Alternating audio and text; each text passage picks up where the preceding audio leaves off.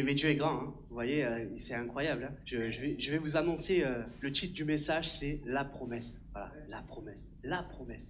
Et c'est vrai que jusqu'à hier, je me disais, mais j'avais le message qui était écrit, et je disais, mais c'est vrai que chercher quelque chose pour introduire. Il m'est arrivé quelque chose de particulier hier, alors c'est pas très joyeux. Je suis sorti parce que ma femme m'a appelé, et il y avait un oiseau qui s'est sûrement pris un mur, et il était au sol, et il s'était brisé la nuque. Du coup, je l'ai amené à boire. La dernière fois, on a prié pour un oiseau, il s'est passé un miracle avec Fabrice. Du coup, je me suis dit, allez, je réitère l'exploit. J'y vais confiant plein de fois, je prends l'oiseau dans mes mains et je prie. Et au moment où je lui ai donné un peu d'eau, et au moment où je prie, il a rendu l'âme. Ah, ça m'a fait de la peine, j'avoue. Et à ce moment-là, j'ai dit, mais Seigneur, pourquoi me l'avoir amené? Et du coup, j'ai creusé un petit trou, je l'ai enterré. Et la vie va vite, hein, vous voyez? Et lui, il était là, tranquille, il volait, ça se passait bien pour lui, il s'est mangé un mur, ça a été la fin de sa vie. Donc, vous voyez, ça peut basculer rapidement. Et de ne pas perdre de temps. Donc c'est pour ça que je vais parler d'un message particulier, un message que je pense va vous encourager. Et juste avant, j'aimerais que nous puissions prier ensemble, vraiment prendre ce temps, le mettre à part, que nous puissions prier, parce qu'il faut qu'on soit tous participants d'un culte. Vous voyez, je suis là, mais on est tous ensemble. Vraiment, c'est ce que on est ensemble, et je voudrais qu'on prie ensemble pour mettre ce culte entre les mains du Seigneur, cette prédication du moins, et que nous puissions nous laisser conduire. Seigneur, vraiment, je te rends grâce pour ce moment. Je te remercie aussi pour le pasteur Fred qui est à Aubenas en ce moment, qui doit être aussi en train de prêcher. Je te prie, Seigneur, de l'aider aussi dans sa démarche. Je te prie, Saint-Esprit, de prendre toute la place pendant cette prédication et que ça soit pas moi, mais toi, Seigneur. Car ce que nous voulons entendre, c'est pas moi, mais c'est ce que tu as à nous dire, ce que tu as déposé et que tu vas déposer dans le cœur de tous mes amis en ce lieu. Père, je te rends grâce pour ce moment et que ta présence soit palpable pendant cette prédication et que nous puissions être tous attentifs à ce que tu vas nous proposer encore aujourd'hui. Père, sois béni au nom de Jésus-Christ. Amen. Amen. Alors, on va pas tourner autour du pot. Aujourd'hui, on va pas prendre des chemins de traverse pour arriver à ce qu'on va dire. Je vais entamer directement. Il y a un peu de lecture ce matin, il va falloir être concentré. Il va y avoir pas mal de lecture parce que je souhaite appuyer ce que je veux dire avec la parole de Dieu. Donc, soyons attentifs. Alors, direct, on va prendre Joël chapitre 3, verset 1. Après cela, je déverserai mon esprit sur tout être humain. Vos fils et vos filles prophétiseront, vos vieillards auront des rêves, vos jeunes gens des visions, même sur les serviteurs et les servantes. Dans ces jours-là, je déverserai mon esprit. Je ferai des prodiges dans le ciel et sur la terre, du sang, du feu et des colonnes de fumée. Le soleil se changera en ténèbres et la lune en sang, avant l'arrivée du jour de l'Éternel, de ce jour grand et terrible. Alors, toute personne qui fera appel au nom de l'Éternel sera sauvée. Il y aura des rescapés sur le mont Sion et à Jérusalem, comme l'a dit l'Éternel, et parmi les survivants que l'Éternel appellera. Souvent, on prend ce passage et on parle des temps à venir. Mais si on lit bien la Bible, et on va le prendre après, dans Acte 2, versets 17-21, on verra après, Pierre prend la parole juste après l'expérience de la Pentecôte et récite la parole de Joël. Donc tout ce qu'on vient de lire là en ce moment, c'est maintenant. Voilà, c'est pas dans un temps futur, on est déjà dans ce temps-là. Ce temps a déjà été préparé. Ce temps, on y est, on y vit. Donc juste maintenant, on va prendre 3 autres passages de la parole de Dieu, où cette fois-ci, c'est Jésus qui parle. Ok? Donc on va prendre Jean 14, versets 16 à 17. Je dis, il y a un peu de lecture au début. Ça va pour tout le monde? Je vous sens là, je vous ai un peu assommé, non? Ça va? Ok. Quant à moi, je prierai le Père et il vous donnera un autre défenseur, afin qu'il reste éternellement avec vous. Verset 17. L'esprit de la vérité que le monde ne peut pas accepter, parce qu'il ne le voit pas et ne le connaît pas. Mais, ça c'est pour vous. Mais vous le connaissez, car il reste avec vous et il sera en vous. Luc 24, verset 49. Et voici que j'enverrai sur vous ce que mon Père a promis. Quant à vous, restez dans la ville de Jérusalem, jusqu'à que vous soyez revêtus de la puissance d'en haut. Je ne sais pas si vous savez, mais Luc a écrit plusieurs livres. Le premier, c'est l'évangile de Luc. Le deuxième, c'est Actes des apôtres. Donc, rapidement, on va passer sur Acte 1, verset 8, et après, on y va. Acte 1, verset 8, c'est vraiment un verset que j'aime énormément. C'est un verset qui m'encourage énormément.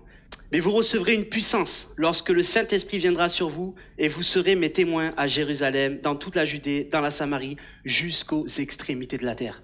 On a pas mal parlé de ce verset-là dans cette église, parce qu'il y a vraiment une profondeur avec... c'est marrant comme Jésus détaille les choses. Jérusalem, pour nous, ça pourrait être Nîmes, Marguerite, peu importe l'appel que tu as reçu dans ton cœur, ta famille, tes amis. La Judée, le rêve un peu plus haut. La Samarie, encore plus grand, l'extrémité de la terre. Les rêves que tu n'y crois même pas. Donc après avoir lu ces 3 passages, vous devinez de quoi je vais vous parler, non? De quoi je vais vous parler? Le Saint-Esprit. On va parler du Saint-Esprit. On va parler du baptême de l'Esprit. On va parler du don du parler en langue. On va parler tout cela ce matin parce que je pense qu'on a besoin d'entendre ces choses-là en ce jour. Et en plus, on arrive dans une nouvelle rentrée, une année scolaire, comme nous a dit Cyril. Et je pense que c'est important de s'encourager, de s'édifier avant de rentrer dans une nouvelle saison encore dans l'Église. Donc je vais vous parler de l'effusion de l'Esprit promis par Jésus. Car c'est vrai que parfois, on voit des gens qui croient en Dieu, qui ont la foi en Dieu, mais qui n'ont pas reçu le baptême de l'Esprit, malheureusement. Et ça, c'est écrit aussi dans Acte 1, verset 5. Car Jean a baptisé d'eau, mais vous, dans peu de jours, vous recevrez le baptême du Saint-Esprit. Alors oui, aujourd'hui, si tu n'as pas reçu le baptême de l'Esprit, je vais te dire de ne pas culpabiliser. Parce que est-ce que vous croyez que les apôtres n'avaient pas la foi? Ils ont passé 3 ans et demi avec Jésus à voir des choses incroyables, et ils n'étaient pas baptisés de l'Esprit. Ça ne les a pas empêchés, sous l'autorité de Jésus, d'accomplir de belles choses. Mais ils n'étaient pas baptisés de l'Esprit. Et pourtant, ils croyaient en Dieu. Ils aimaient Dieu. Ils l'ont suivi jusqu'à des endroits incroyables. Ils ont vécu sa persécution. Ils ont vécu toutes ces choses. Et pourtant, la Bible dit, dans Acte 1, verset 5, qu'à ce moment-là, ils ne sont pas baptisés de l'Esprit. Alors aujourd'hui, vraiment, il y a quelque chose que j'aimerais que tu retiennes pendant cette prédication. C'est de persévérer. De persévérer, que ce soit dans la foi, dans la prière et l'amour. La foi, la prière, l'amour. C'est sur ça que je t'encourage aujourd'hui. Si tu veux retenir un truc aujourd'hui, vraiment j'aimerais que ça soit ça. Que tu puisses persévérer dans la prière, que tu puisses persévérer dans la foi et surtout dans l'amour. Surtout dans l'amour. Alors, si on me demande aujourd'hui, si vous me posez la question, mais comment ça se fait que les gens qui ont la foi et ne reçoivent pas le baptême du Saint-Esprit? Là, tu poses cette question ou pas? Je t'ai dit, mais comment ça se fait? Vous voulez la réponse? Ben, je sais pas. Voilà. Je sais pas pourquoi certains le reçoivent de suite, d'autres plus tard. Pourquoi Dieu a décidé de faire ainsi, c'est vraiment un mystère. Et il n'y a que Dieu qui peut savoir ce mystère-là, de pourquoi il le donne à l'un et pourquoi l'autre, il va le recevoir bien plus tard. Et vraiment, avant de continuer cette prédication, j'aimerais vous raconter l'histoire de 2 personnages incroyables que je pense que beaucoup ici ne connaissent pas. Et avant tout, j'aimerais vous parler surtout d'un seul homme. Est-ce que tu peux m'envoyer une image, s'il te plaît? Celle que je t'ai demandé tout à l'heure. Je vais vous raconter l'histoire de William Seymour et du réveil d'Azusa Street. Et je vais vous parler un petit peu aussi d'un autre homme, brièvement. Et c'est vraiment une histoire qui est très encourageante. Et pendant que William Seymour, c'est l'homme qui est à droite, et là, c'est Charles F. Parham. Donc, je vais vous parler de ces hommes-là.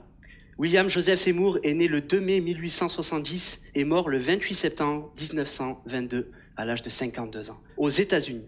Pour vous mettre rapidement dans le contexte, William Seymour, à cette époque-là, il est né de parents esclaves qui ont été affranchis pendant la guerre de sécession. Donc William Seymour était pauvre, il était noir, dans une période très raciste de notre histoire, et en plus, il était borgne. Franchement, il n'avait pas de chance. Hein. Enfin, c'est ce qu'on pourrait croire, que je ne me perde pas. En plus, il était borgne, il avait contracté une maladie qui l'avait rendu aveugle d'un seul œil. Donc je passe rapidement l'histoire, mais je peux vous dire qu'il a bien souffert, William Seymour. Il a bien souffert dans son enfance, il a bien souffert tout le long de sa vie. Et je passe rapidement, donc il rencontre une femme, c'est une pasteur qui s'appelle Lucy Farrow. C'est une noire américaine, une pasteur d'une toute petite église, et c'est une des premières à avoir reçu le baptême du Saint-Esprit et le don du parler en langue. À ce moment-là, il discute avec elle parce qu'il est vraiment intrigué et il reçoit une conviction que c'est ça dont il a besoin pour son ministère. C'est de ça qu'il a besoin, parce qu'il a compris que c'est avec le Saint-Esprit qu'il aurait une relation profonde avec Dieu et que sans le Saint-Esprit, il serait toujours en train d'effleurer cette couche de foi, mais il n'irait pas en profondeur. Alors il lui pose des questions et cette dame, cette pasteur, Lucy Farrow, avait reçu les enseignements justement de Charles F. Parham. C'était un nouveau prédicateur qui prêchait justement sur le Saint-Esprit et sur le don du parler en langue, et il faisait des enseignements dessus. Et il fait partie justement des fondateurs du mouvement pentecôtiste. Alors Charles F. Parham, il implante une école biblique juste à l'endroit où vit William Seymour. Incroyable, une aubaine pour William Seymour. Il se dit waouh. Mais malheureusement, on est dans une école, dans une époque où la ségrégation est incroyable et il n'a pas le droit de rentrer dans cette école parce qu'il est noir. Alors il est déterminé, William Seymour. Vraiment, vraiment, sa détermination est incroyable. Alors il se met sous les fenêtres, il met l'oreille et il écrit tout ce qu'il entend. Tout ce qu'il entend, il le relève. Il écrit tout ce qu'il entend, il le relève parce qu'il a soif de Dieu. Après cela, après avoir relevé un maximum d'informations sur le Saint-Esprit, il part à Los Angeles. Et on dit qu'il passait jusqu'à 5 heures par jour dans la prière, pendant 3 ans et demi. Pendant 3 ans et demi, il a passé 5 heures dans la prière en cherchant le Saint-Esprit et le don du parler en langue. Et il reçoit une parole. Au bout de 3 ans et demi, il reçoit une seule parole. Dire qu'il était vraiment déterminé. Et le Saint-Esprit lui dit, des choses merveilleuses attendent ceux qui ont une vie... Des choses merveilleuses attendent ceux qui ont une vie spirituelle. Cependant, ces choses peuvent s'acquérir qu'à force de foi et de prière. Du coup, quand il reçoit cette parole, il est chaud. Il est chaud. Il redouble d'efforts. Il se met du coup à prier 7 heures par jour pendant 2 ans. Et ils étaient un groupe, un petit groupe qui se réunissait dans la prière, justement pour chercher le Saint-Esprit.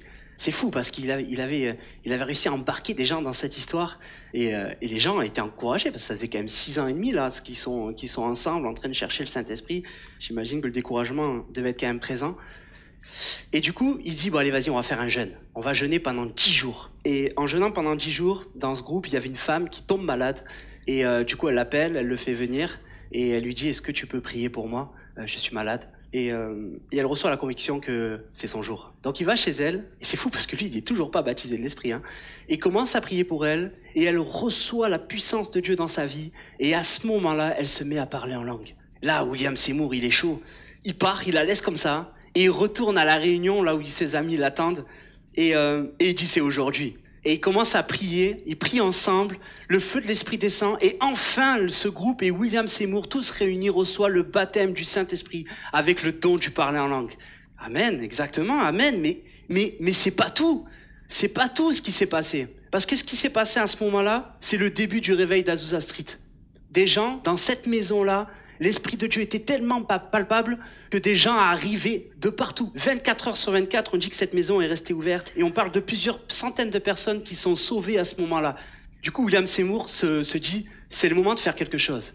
Donc il prend un local, c'était une ancienne église méthodiste qui était devenue un entrepôt abandonné et il le prend. On dit même qu'au début, pour faire les pupitres, il mettait des boîtes à chaussures empilées. Vous voyez, Dieu se sert vraiment de petites choses pour faire de grandes choses. Vous voyez, nous on a de la chance, on a un beau local, mais Dieu peut se servir de toutes choses.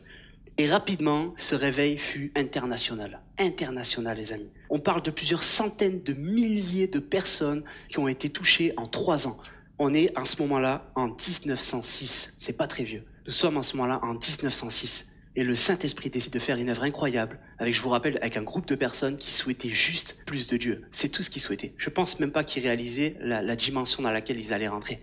Ils souhaitaient juste plus de Dieu. Mais quand on souhaite plus de Dieu, tout le reste s'accomplit. Ils prennent ce local, et là, incroyable. Des gens arrivent avec des membres amputés. Donc là, il y a des documentaires, vous pouvez aller sur Internet, vous pouvez trouver, parce que c'est quand même récent. Donc il y a des chaînes de radio, des chaînes de télé qui sont allées voir, tellement c'était incroyable, à Los Angeles, à Azusa Street. Des gens qui avaient des membres amputés, qui repoussaient. Des gens qui avaient toutes sortes de maladies, qui étaient guéris. Des gens qui entendaient, dans leur langue natale, des choses sur leur vie d'une personne qui parlait pas du tout, mais par le don du parler en langue, lui a permis de dire à cette personne ce qui allait pas dans sa vie et qu'il fallait qu'il se repente. Et du coup, il se repente et hop, il retrouve la foi. Et c'est à ce moment-là que il y avait des gens carrément qui appelaient les pompiers. Donc il y a plusieurs fois les pompiers relèvent dans leur truc où ils ont beaucoup d'appels car ils voyaient du feu sortir du local.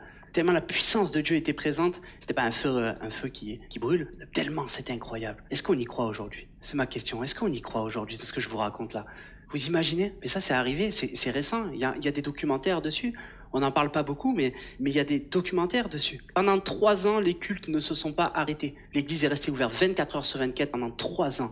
Parfois sans prédicateur, sans pasteur, sans leader, parce que Dieu n'a pas besoin de leader. Dieu n'a pas besoin de leader. La seule chose dont nous avons besoin, c'est de sa présence. C'est lui qui conduit toutes choses. Il peut faire parler qui il veut. Il a dit que si nous ne parlons pas, ils feront parler les pierres à notre place. Alors j'ai dit, Seigneur, moi je suis là. T'as pas besoin de faire parler les pierres. Si tu as besoin, je suis présent. Mais voyez, il n'y avait même pas besoin, ça s'arrêtait pas, quoi. On parle de 3 ans, on parle de choses incroyables. Et vous savez qu'en 1906, c'était le seul lieu dans le monde où on pouvait voir des Noirs, des Blancs, des Asiatiques, des riches, des pauvres. On pouvait voir toutes sortes de personnes différentes. Il y avait même des Juifs qui venaient, des rabbins qui venaient, tellement c'était incroyable. Ils venaient voir, ils appellent ça pour eux la Shekinah, c'est la présence de Dieu dans le lieu saint pour les Juifs. Et ils venaient voir tellement c'était incroyable. Ils laissaient les rabbins prêcher. Ils étaient conduits par l'Esprit de Dieu. Un truc incroyable. À cette époque-là, c'est un miracle. Aujourd'hui, on arrive à avoir des églises multiculturelles, mais ce n'était pas avant, c'était interdit. Les gens ne se mélangeaient pas. Il était hors de question de s'asseoir à côté de quelqu'un d'une autre couleur de peau, ou quand les riches étaient riches, les pauvres étaient pauvres, et puis chacun sa vie, et puis... et c'est pas ça l'église de Jésus. Hein. Là, ça s'est accompli. Et les gens mettaient leurs différences de côté pour venir adorer Dieu et voir et vivre la présence de Dieu. Les journalistes, je lisais justement, j'écoutais un journaliste qui était venu à la base pour se moquer d'eux, en disant que c'est n'importe quoi, c'est que des tarés là-dedans. Et le gars, quand il passe la porte, il est foudroyé par la présence de Dieu. Et du coup, le documentaire, il le change totalement. Il dit, si vous avez 3 minutes, écoutez s'il vous plaît. 3 minutes, c'est tout ce que je vous demande. Et le gars, sur sa chaîne, il raconte ce qu'il a vécu. Dieu a utilisé ce petit groupe. Il a utilisé justement William Seymour et Charles F. Parham, qui sont devenus les fondateurs du mouvement pentecôtiste aujourd'hui dans le monde. Si aujourd'hui dans le monde, dans nos églises, nous pratiquons, comme on appelle ça, nos églises charismatiques, les dons de l'esprit, c'est parce que Dieu a utilisé ces 2 personnes un jour pour faire cela. Aujourd'hui, le mouvement charismatique dans le monde, on parle de millions et de millions de personnes aujourd'hui qui ont reçu le don du parler en langue, le baptême du Saint-Esprit, l'imposition des mains. On a vu des malades guérir. Je le crois aujourd'hui, je le confesse que ça va arriver pour ceux qui ont reçu la prière. Et tout ça est arrivé parce que Dieu a utilisé 2 personnes, dont un qui était complètement méprisable aux yeux de la société de l'époque. Et ça n'a pas empêché qu'il a fait de lui un grand homme. Il a fait de lui parce qu'il a été obéissant, il était rempli d'humilité, et par cela, il a réussi à accomplir ce que Dieu lui avait mis dans son cœur. 6 ans et demi. Donc je veux te dire aujourd'hui, persévère. Si tu es justement encore dans cette quête de recherche, je te dis de persévérer. Parce que des choses grandes attendent ceux qui persévèrent dans la foi. Ça a jamais été... c'est pas simple, quoi. J'imagine bien. Je comprends. Moi aussi, je prie pour des choses depuis des années et j'y aspire. Et j'y crois que ça va arriver. Mais c'est comme ça. Le temps de Dieu et la sagesse de Dieu est propre à lui et pas à nous. Donc il faut qu'on ait confiance à cela. Les apôtres aussi ont persévéré dans la prière. On va prendre Acte 1, verset 13-14, s'il vous plaît. Merci Noam pour ton service. Quand ils furent arrivés, ils montèrent à l'étage, dans la pièce où ils se tenaient d'ordinaire. Il y avait là Pierre, Jean, Jacques, André, Philippe, Thomas, Barthélemy, Matthieu, Jacques, fils d'Alphée, Simon le Zélote et Jude, fils de Jacques. Tous persévéraient d'un commun accord dans la prière, avec les femmes, avec Marie, la mère de Jésus, et avec les frères de Jésus. Les apôtres ont persévéré entre l'ascension et la Pentecôte. Ils ont été obéissants, ils sont restés à Jérusalem, et ils sont mis ensemble à prier et à chercher la gloire de Dieu. Parce qu'on leur avait promis qu'ils recevraient une puissance, le Saint-Esprit. Et là, sur ce coup, ils ont été bien déterminés. Ils ne se sont pas découragés pour recevoir justement l'équipement nécessaire pour faire des nations, des disciples, pour les baptiser au nom du Père, du Fils et du Saint-Esprit. Je vous rappelle que c'est notre mission, à tous, ici, faire de ces nations des disciples. Dieu nous a tous appelés à faire des nations des disciples. Aujourd'hui, on n'a pas à attendre derrière qui que ce soit. C'est notre mission à tous. Dieu va nous utiliser d'une manière ou d'une autre, mais notre mission à tous, c'est de faire des nations des disciples et de recevoir d'abord l'équipement nécessaire pour aller faire cela. Si tu as reçu le Saint-Esprit, tu es prêt et apte à rentrer en mission. Si tu ne l'as pas reçu, il faut que tu le cherches. Maintenant, on va parler de ce fameux moment, la Pentecôte. Donc on va prendre Acte 2, versets 1 à 4. Quand le jour de la Pentecôte arriva, ils étaient tous ensemble au même endroit. Tout à coup, il vint du ciel un bruit, comme celui d'un vent violent, qui remplit toute la maison où ils étaient assis. Des langues qui semblaient de feu leur apparurent, séparées l'une des autres, et elles se posèrent sur chacun d'eux. Ils furent tous remplis du Saint-Esprit, et se mirent à parler en d'autres langues, comme l'Esprit leur donnait de s'exprimer. Ils reçurent l'équipement nécessaire pour aller justement évangéliser, édifier, encourager. La suite du verset dit... Or, il y avait en séjour à Jérusalem des Juifs, des hommes pieux, venus de toutes les nations qui sont sous le ciel. À ce bruit, ils accoururent en foule et furent stupéfiés parce que chacun les entendait parler dans sa propre langue. Ils étaient tous remplis d'étonnement et d'admiration et ils se disaient les uns les autres, ces gens qui parlent, ne sont-ils pas tous galiléens ? Comment se fait-il donc que nous les entendions chacun dans notre langue, propre langue, notre langue maternelle ? Partès, Médès, Élamites, habitants de la Mésopotamie, de la Judée, de la Cappadoce, du Pont, de l'Asie, de la Phrygie, de la Pamphylie, de l'Égypte, du territoire de la Libye voisine, de Cyrène et résidents venus de Rome, juifs de naissance ou par conversion, crétois, arabes, nous les entendons parler dans notre langue des merveilles de Dieu. Vous vous rendez compte ? Vous vous rendez compte ? C'est un truc de fou. C'est un truc incroyable. Tous remplis d'étonnement et ne sachant que penser, ils se disaient les uns aux autres, qu'est-ce que cela veut dire? Mais d'autres se moquaient et disaient, ils sont pleins de vin doux. Ça, c'est normal. C'est des choses que nous devons être prêts à recevoir. Parce que le monde ne comprend pas, ce n'est pas de leur faute. On ne va pas juger ces gens-là qui leur ont dit, mais ils sont bourrés. Ben non, ils ne savent pas ce qu'ils vivent. Ils sont en train d'entendre des choses qui remettent toute leur vie en question à ce moment-là. On parle de mystères, de choses merveilleuses de Dieu. Ils entendaient ça comme si c'était directement dirigé vers eux. Ils se disent, c'est pas possible. Comment un tel Dieu peut s'intéresser à moi? Alors c'est normal de vivre des oppositions. Ils l'ont vécu. Mais on a un bel exemple. Alors Pierre, debout avec les 11 apôtres, s'exprima d'une voix forte, en ces termes. Hommes de Judée, et vous tous qui séjournez à Jérusalem, comprenez ce qui se passe et prêtez l'oreille à mes paroles. Ces gens ne sont pas ivres, comme vous le supposez, car il est 9 heures du matin. J'avoue que ça serait pas sérieux. Mais maintenant se réalise ce qu'a dit le prophète Joël. Et vous vous rappelez au début de ce que je vous disais? Dans les derniers jours, Dieu dit, je déverserai mon esprit sur tout être humain. Vos fils et vos filles prophétiseront, vos jeunes gens auront des visions et vos vieillards auront des rêves. Oui, sur mes serviteurs et sur mes servantes. Durant ces jours-là, je déverserai de mon esprit et ils prophétiseront. Je ferai des prodiges en haut dans le ciel et des signes miraculeux en bas sur la terre. Du sang, du feu, une vapeur de fumée. Le soleil se changera en ténèbres et la lune en sang. Avant l'arrivée du jour du Seigneur, de ce jour grand et glorieux. Alors toute personne qui fera appel au nom du Seigneur sera sauvée. Amen. Je bouillonne un peu là. Le Saint-Esprit nous est donné parce que Dieu veut marcher à travers tes jambes. J'aime bien répéter cette phrase, mais parce que c'est important. Dieu veut marcher à travers tes jambes. Dieu a décidé de faire comme cela.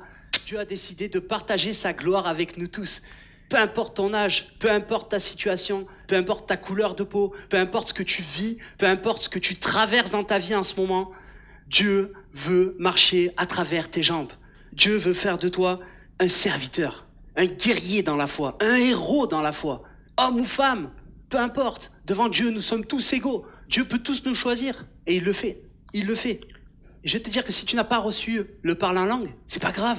Dieu veut te le transmettre. Alors ne te décourage pas. Ne te décourage pas. C'est un équipement. C'est une clé. Il faut utiliser toutes les clés que Dieu nous a données de vivre. Sa présence, la prière, la lecture de la parole de Dieu. Toutes ces choses-là. Il faut absolument que nous puissions utiliser tout cela. Parce que Dieu va envoyer son feu dans l'église. Tu le crois? Dieu va envoyer son feu. Dieu prépare encore des réveils. Mais avec des gens réveillés. Comment c'est possible sinon? Comment c'est possible? Comment on pourrait bâtir une maison si tu restes couché dans ton lit? C'est pas possible.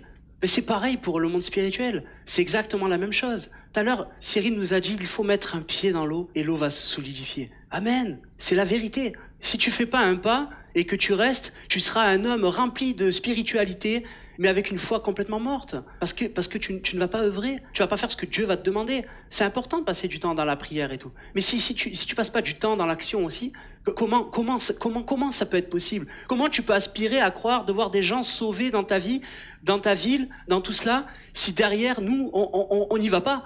Mais Dieu nous appelle, nous tous, égalité. Il y a personne qui est au-dessus d'un autre. C'est-à-dire que là, on est là avec un micro à dire des choses comme ça, mais ça n'empêche pas que nous sommes tous égaux dans la foi.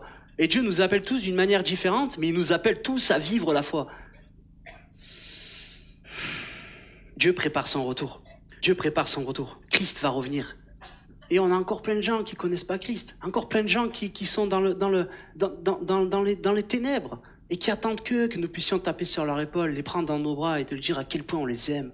Pas besoin de grandes phrases, c'est vrai, il n'y a pas besoin de faire de grandes théologies, c'est pas le plus important. Le plus important, la Bible dit, c'est que ton nom soit écrit dans le livre de vie. C'est ça le plus important, c'est que tous nous ayons tout cela. Mais si on peut aspirer à mieux, mine de rien, dans ce monde, Dieu nous offre des cadeaux incroyables. Et il nous a offert Jésus. Et Jésus était un grand homme, il était un grand Dieu. Vous savez, moi j'essaie de penser à chaque fois de l'ascension, juste avant l'ascension, il a décidé de partir. Alors que là, il aurait pu vivre un petit moment de gloire. Il aurait pu en profiter un peu quand même. Après tout ce qu'il avait vécu, il aurait pu profiter. Là, il arrive encore glorieux. On dit qu'on pouvait le voir à plusieurs endroits à la fois. Il pouvait faire toutes sortes de choses. Il était plus limité par le corps humain.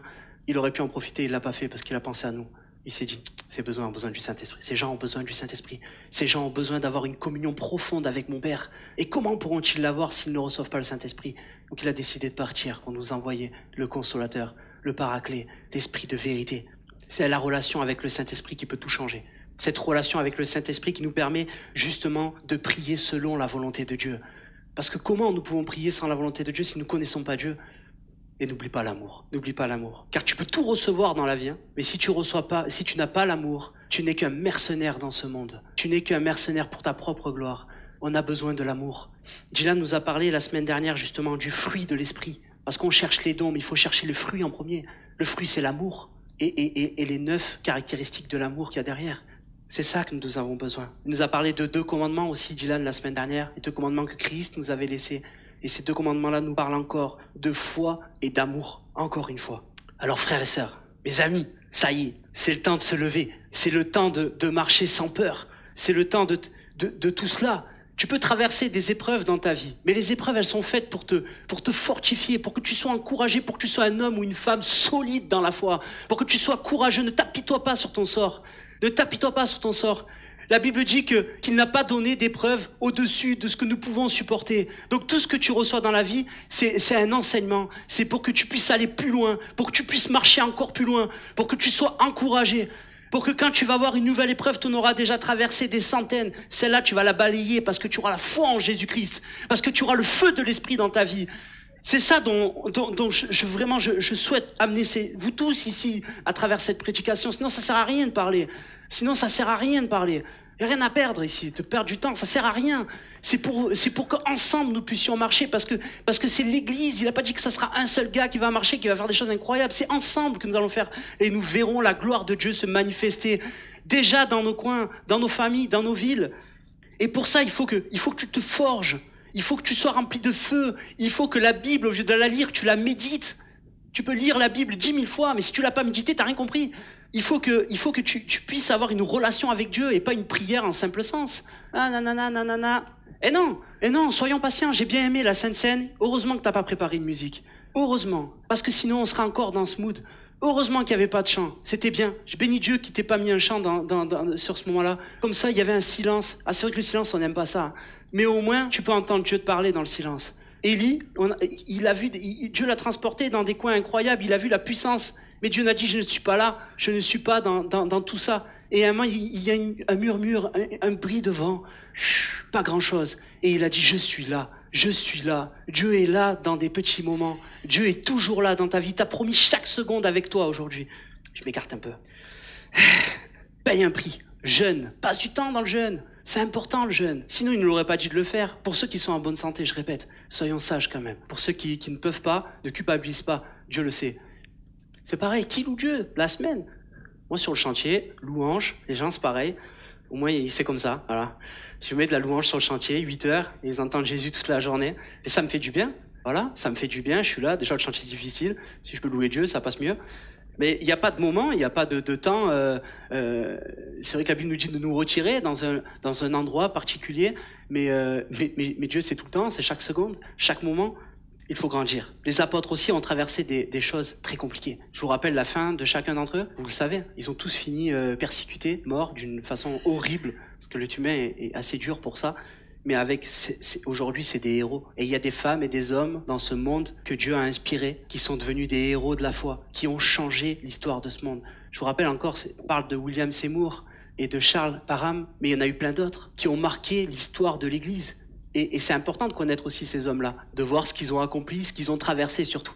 Parce que ce qu'ils ont accompli, on le souhaite tous pour nos vies, mais ce qu'ils ont traversé, un peu moins.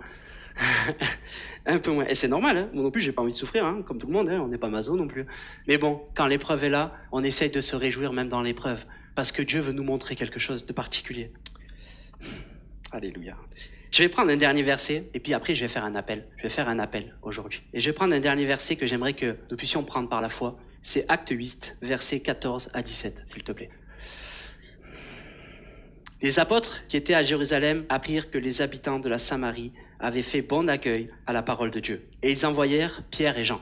Ceux-ci descendirent et prièrent pour eux afin qu'ils reçoient le Saint-Esprit. En effet, ils n'étaient encore descendus sur aucun d'eux. Et pourtant, on dit que les habitants de Samarie avaient fait bon accueil à la parole de Dieu. Donc il y a eu des conversions. Il y a eu des gens qui ont eu des conversions. Mais ils n'avaient été baptisés au nom, ils avaient été seulement baptisés au nom du Seigneur Jésus. C'est déjà pas mal.